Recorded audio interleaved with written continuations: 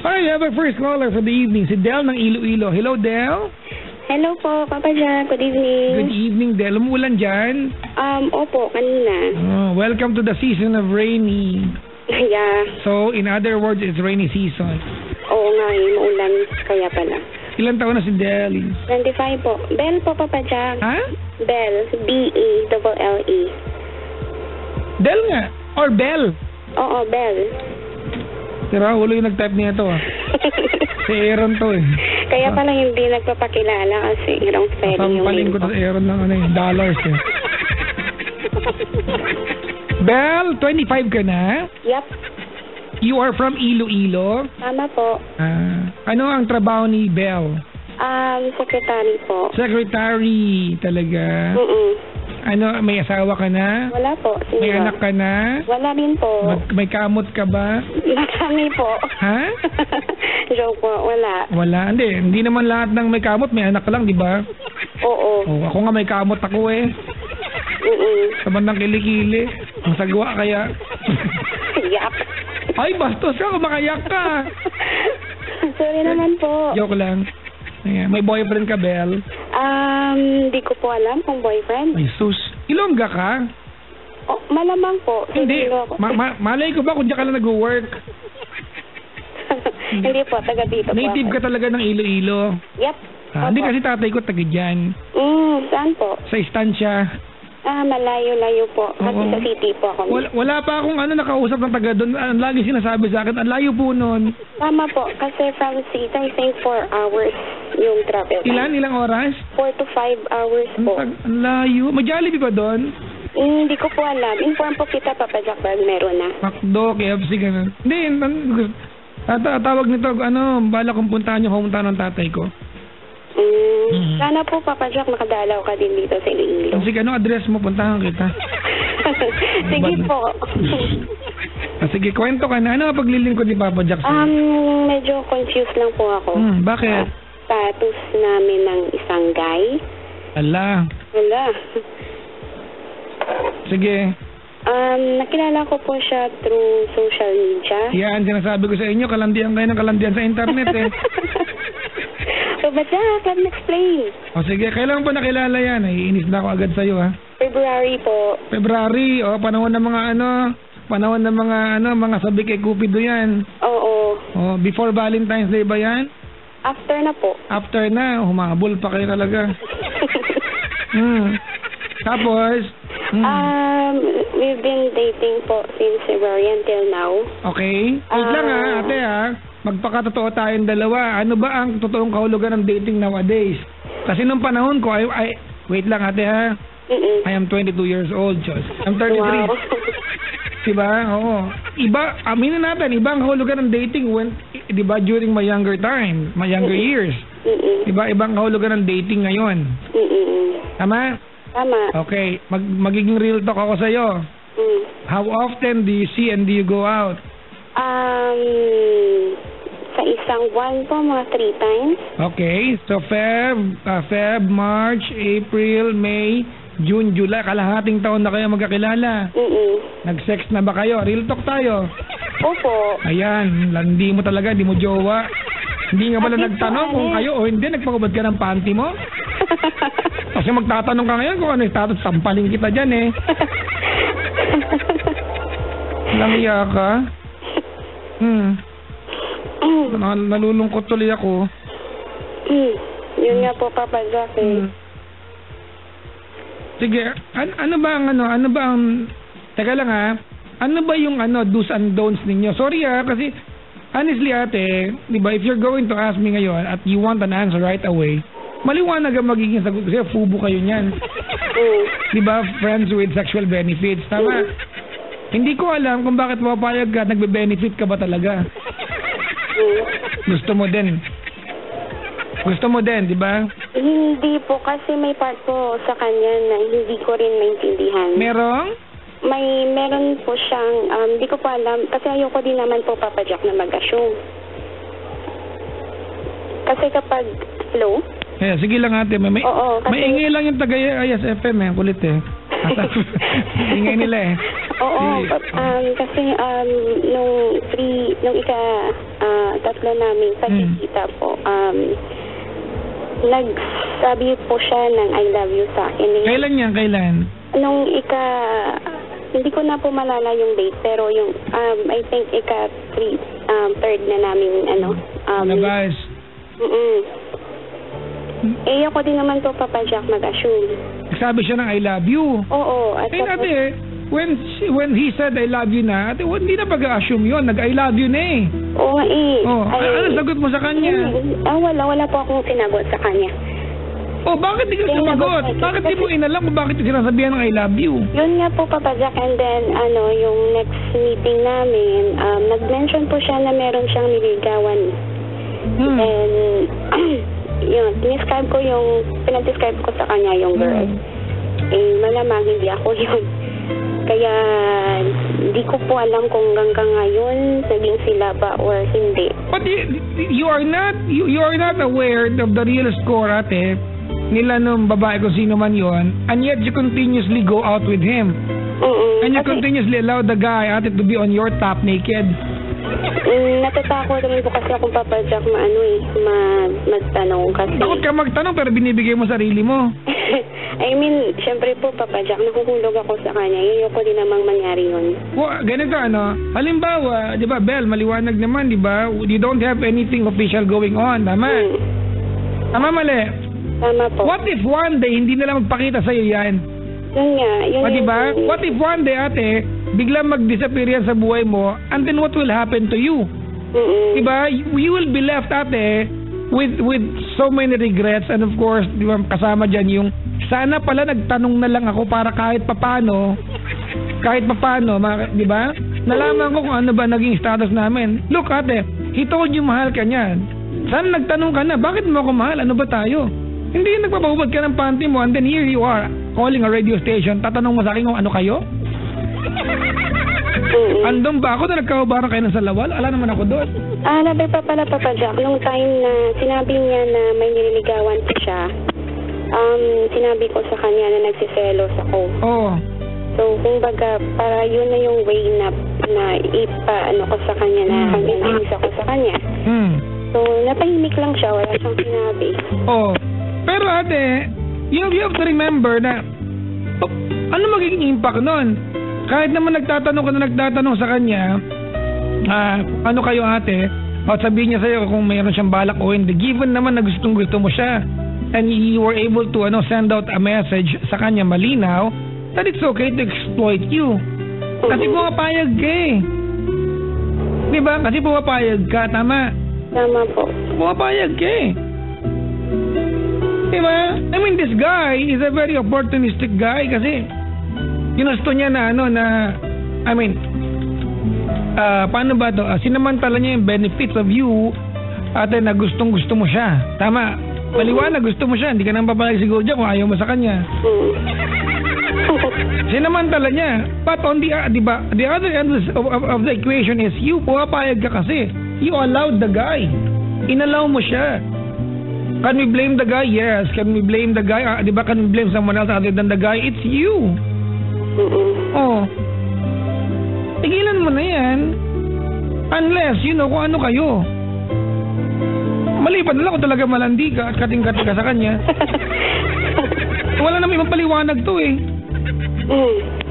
Kating-kating ka ba, te? Hindi naman po. Nahulog lang talaga ako. Saktong kati lang? Ha? Hindi po. Kasi ayoko din naman sanang mahulog sa kanya kaya nang nangyari. Ganun. Ate, walang problema sa ma-fall ka sa tao. Hindi problema yun. You fall for someone, that's not even a problem. Diba? Oo. But the thing is, you made it so obvious sa kanya, ate, that you like him so much to the point, diba, na may nangyayari sa inyo and you don't even have the courage to even ask, ano ba kayo? Yun nga eh. Pasensya na mga kaibigan ha. It's not even supposed to be the tone of our conversation. Diba? Kasi we are a very conservative nation as we believe. Yan naman talaga tayo. Yung gusto natin paniwalaan. Well, I beg to disagree at some point. But the thing is ate, Di ba, we are supposed to be against premarital sex. Tama? Nagkakaintindihan tayo? Opo. We don't really talk about this, pero naandyan na yan eh. Ginagawa na. This is not being suggested, mga kaibigan, but at some point, it is tolerated. Ginagawa na ng lahat. Pero sana natin, bago nyo gawin, nakantok, magtanong naman kayo bago babad ng panty, ano ba tayo? Jowa ba kita? O, tara na, let's get it on, pero jowa ba kita? Magtanong naman. Hindi yan, ate. Imagine mo, more than 5 months, ate, na you're dating. Tama? Bakit may check-in kayo ng check-in? Tama, mali? Oo, di ba? Puro kagiling si babaw niya. Let's be visual and vivid about it. Tama, mali? Tama po. Oo. Ikaw ba naiisip mo, jowa ko ba itong pinapatungan ko ng hubad ako? I mean, where's your self-respect? Nasaan na? Siyempre yung lalaki, pwede pala maka-escort, walang commitment, di pak. Is that making sense to you now? Opo. Pasensya ka na, nai-insulto kita ha. Okay lang. Okay lang po. Sabi dito, Papa Jack ang tawag niya sa relasyon nila ha? Ano yan? Malanding ugnayan with fufu. Anong fufu? Sira ulo fufu. Fufu may bagong term. Naawa ko sa'yo, Belle, because you are very vulnerable. Dumating na sa punto na he has become your weakness, tama? Di ba na helpless ka sa kanya? Siguro dumating na sa point na he has become a part of your senses. Alam na niya how to weaken you, tama mali? Opo. But still, ate, kahit even if you fall for someone, do not forget, ate, to protect yourself and your dignity and your, di ba? And do not lose your identity in the process. Nasaan ang respeto mo sa sarili mo? Magtatanong ka lang, ayaw pang gawin. Sobrang sarap ba? Sa dibali na lang, wag na magtanong, baka matigil pa yan. Sarap, ganon? I am not... Okay, ganito, Belle? Hindi kita pinapayuhan at tigilan mo yung pagkikipagtagpo dyan. To be honest. Ha? Oo. With, ate, in consideration na magtatanong ka. Kasi I'm sure, malbaw, nagtanong ka sa kanya, ano ba tayo? At kung wala siyang magiging sagot, ate, sa iyo ng malinaw at makakapag-commit, ikaw mismo titigil ka eh. Wala pala tayo eh. Titigil na ako, tama? Tama. But at least you ask. Ano ang dating nito ngayon, Belle? Sobrang takot ka na mawala siya. Sobrang takot ka kasi alam mo na baka yung sagot hindi pabor sa'yo at mawala siya. Wala nang sarap. Hindi naman po. Di pala, magtanong ka. Because it looks like that. It looks like that you're so afraid to ask him a question because you believe so much and the answer will not be in favor sa iyo. Tama? Tama po. Paano yan?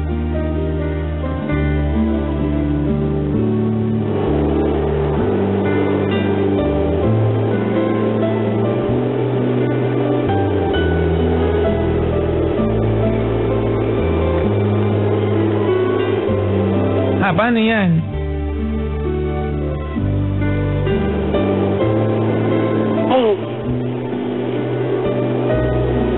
Nagtanong ka sa kanya, ate. Kailan ka magkikita ulit? Actually po kahapon nagkita kami po. May nangyari na naman kahapon? Wala po. Nagyaya lang niyaya ko lang uminom. Wala nangyari? Wala po. Kasi may duty siya. Kung walang duty.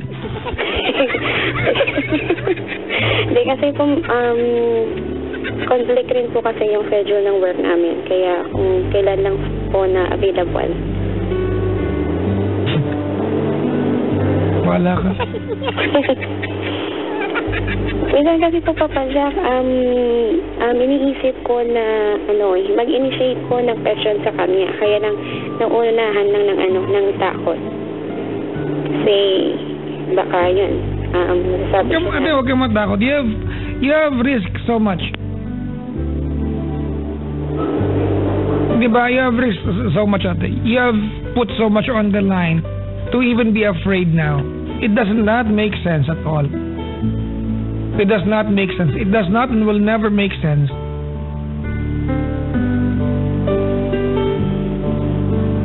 Am I making sense to you? Oo naman po, Papa Jack. Ako alam ko din naman po na mali yung ginagawa ko. Luging-lugi ka. Pasensya ka na, pinapagalitan kita at napapaya ka sa sarili mo ngayon, ate. But I care for you. You have to know that. You do not deserve, ate, the question, ate, na sex lang ba habol niya sa akin? Ang pangit niyan eh. Tama ba? Isa yan, ate, sa pinaka nakakadiring tanong ng babae sa sarili niya. Is that making sense to you? Opo. Diba? Isa yan, mga kaibigan, sa pinaka nakakadiring tanong ng babae sa sarili niya. Sex lang ba ang habol niya sa akin? Kasi pag dumating yung pagkakataon na nagtatanong ka na ng ganyan tanong sa sarili mo, ikaw mismo, you doubt your own self-dignity. Mahal mo yan. Kaya ka pumapayag. Let's not, di ba? Let us not try to find another explanation for this. Like this guy so much, in love ka na dyan. Tama, mali? Tama po. Ayaw ka namang isipin, sobrang landi mo lang, kaya ginagawa mo yan. Siguro nung una, landi ito, but you have fallen in love with this guy. Opo, yun po. Hindi ko pinasahan na nahulog ako. But still, you need to ask him. Ano ba kayo? You need to ask him. I'm sure, ate, hindi ka naman siguro tanga, di ba? Kung ano man nasagot niyan sa'yo, I'm sure you can find, di ba?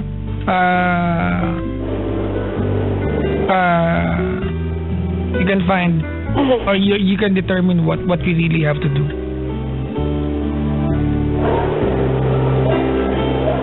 Making sense? Opo. Pasensya ka na, napagalitan kita. Ang landi mo kasi.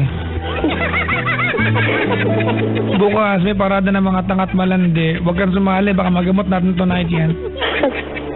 Okay? Ano ba nagustuhan mo sa kanya? Napaka-professional rin po kasi hindi po siya katulad ng ibang lalaki na parang tawag dito bastusin or gala ng gala, ganun. So, parang workaholic rin po siya. So, yun yung siguro nag-attract sa akin. Mature siyang mag-isip, ganun. Well, Ate, there are so many things that you like about this guy. Might as well, diba, determine mo na kung ano ba talaga kayo sa bawat isa. Total, ngayon, alam mo na kung anong gusto mo sa lalaki. If it's not going to be from him, maybe somebody else. I'm just trying to make sense of what's going to happen. Alright? But it cannot stay this way. Are we in agreement with that? This cannot stay this way. Tama, mali? Tama po. Okay. Ayoko rin po kasi isipin, Papa Jack, na kaya niya akong mahalin kasi may disability po ako. May disability po. Ate, wag mo ibaba ang sarili mo. Look, I don't wanna, ayoko sanang bigyan ka ng false hope. Alright? Oo, ayoko sanang bigyan ka ng false hope. But this guy has been going out with you since Feb. There's a very big chance that you're a part of his system. Diba? So might as well magtanong, ano disability mo? Basta po, wag mo na pong sabihin. Okay, I would respect that. I'm sure, Ate, the reason why he's going out with you because he doesn't care. He didn't mind. Diba? Ikaw ba naramdaman mo ba yan na, na issue niya yan sa'yo o hindi? Naramdaman mo ba yan o gusto mo lang isipin? Gusto ko lang isipin. Mamaya, pagkatapos ng usapan natin, may gagawin ka, ha? Punta ka dun sa closet mo, ha? Ang gagawin ko po sa klase. Balat mo ng garter lahat ng panty mo, luwag eh. Tanggal lang tanggal eh. Okay? Naintindihan mo? Lagyan mo ng pin code. Tapos yung pin code, sulat mo sa papel, itapon mo sa basurahan para walang makapag-enter, ha? Opo. Naka ma-enter niya ng asterisk niyan, bahala ka. Please, Ate. Iniisip ko rin po kasi, Papa Jack, na pagtatanungin ko siya, tapos pumapasok agad sa isip ko, bakit niya naman ako mamahalin ganito ako, ganun. Huwag mo i-underestimate sarili mo, ate. It's good, ate, that you humble yourself, pero ibang bagay, iba yung you humble yourself down, iba yung wala kang tiwala sa sarili mong pagkatao. Magkaiba yun. Alright? I wanna give you a big hug right now. I wanna tell you, ate, na do not put yourself down. Diba? You'll never know how special you are sa paningin ng ibang tao. Diba? I don't know if I am making sense to you, ate, but please.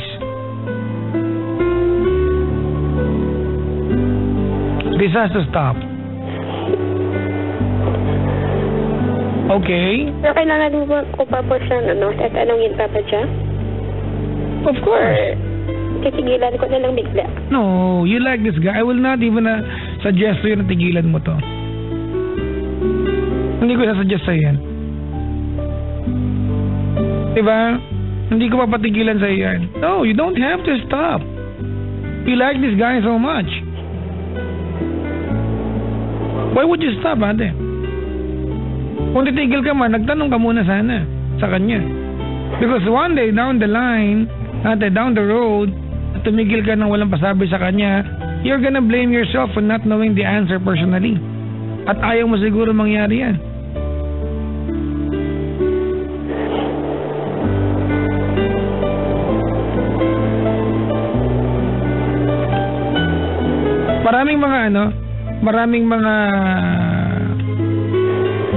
Maraming mga tao, mga kaibigan, diba? They don't know how to land on something because they were so afraid to fly. We are so afraid of the risk, ate. Pero ano bang risk ang iti-take mo? Hindi mo mas risk yung ginagawa mo na binibigyan mo ang sarili mo? Halimbawa, ito na lang, ate.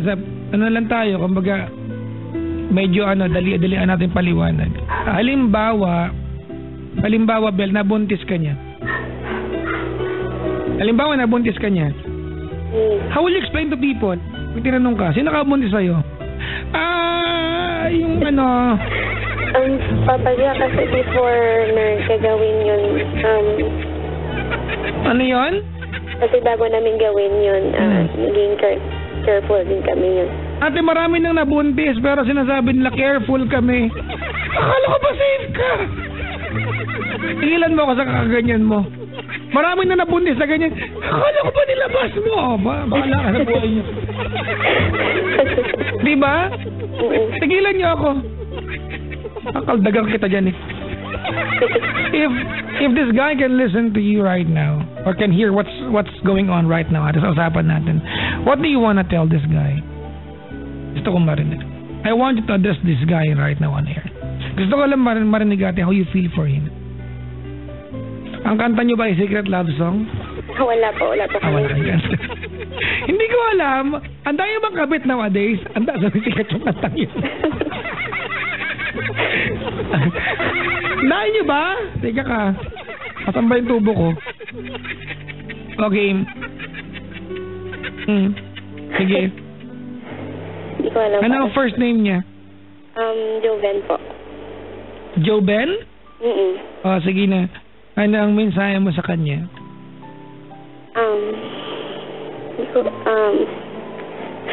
Natatakot ako. Tell me, ate, what's special about him? Tell me what you like about him. Tell him your fears.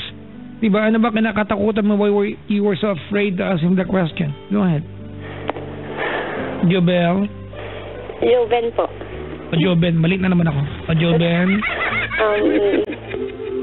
Joven, alam ko na hindi ka nakikinig ngayon. Pero siguro yung sasabihin ko, yung hindi ko ma-express sa'yo personally.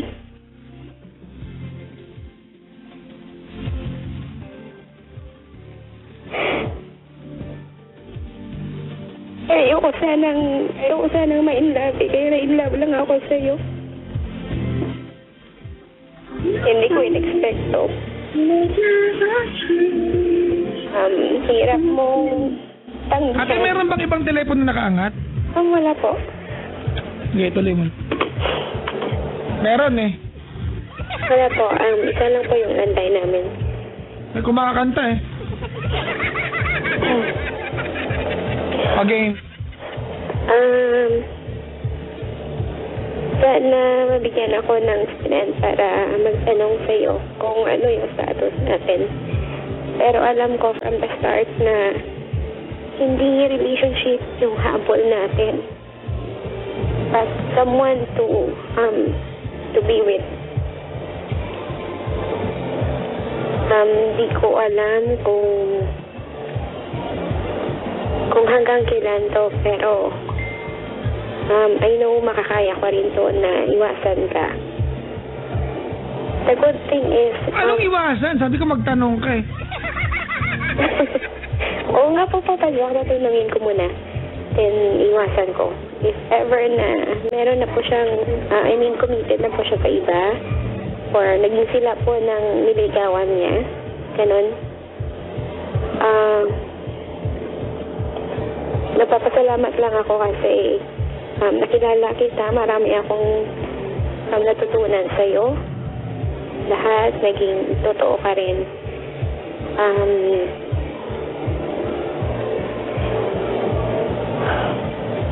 Inintindi mo rin yung yung mga bagay na hindi ko kayang intindihin. Kasi kahit pa paano, inayuhan mo ako kung ano yung tama at mali. Salamat sa time na magkasama tayo. Nung time na nagsabi ka ng I love you sa akin, hindi ko alam kung gaano ka genuine at sincere yun. So, napaisip ako nung araw na yun.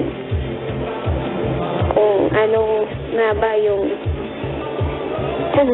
totoong feeling mo sa akin. Pero nung time na ako na ang nahulog sa'yo, doon mo na sinabi na may nililagawan kang babae.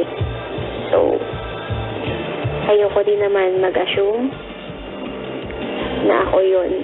Kasi alam ko na bakit mo naman ako pipiliin, ganito ako, may disability ako. So, parang hindi ko na in-assume na ako yun. So, whatever it is, grateful naman ako kasi nakilala ka. And hopefully, malalaman ko na yung status nating dalawa. Kaya kong harapin kung anong maging sagot mo. Yun lang po. Raja, thank you. Belle, I know there's a reason kung bakit takot ka magtanong. Maybe you assume that the answers or the answer will be not favorable sa iyo. But still, I want you to find out the answer personally. Kung merong something, kung merong pwedeng panghawakan, I want you ate to hear it firsthand. Kung sino man na may telepono diyan nakaangat, bakibaba na, baka bagsakan ko na to. May ibang telepono nakaangat na? Hello, Belle? Ano naman po, Papa Jock? Meron.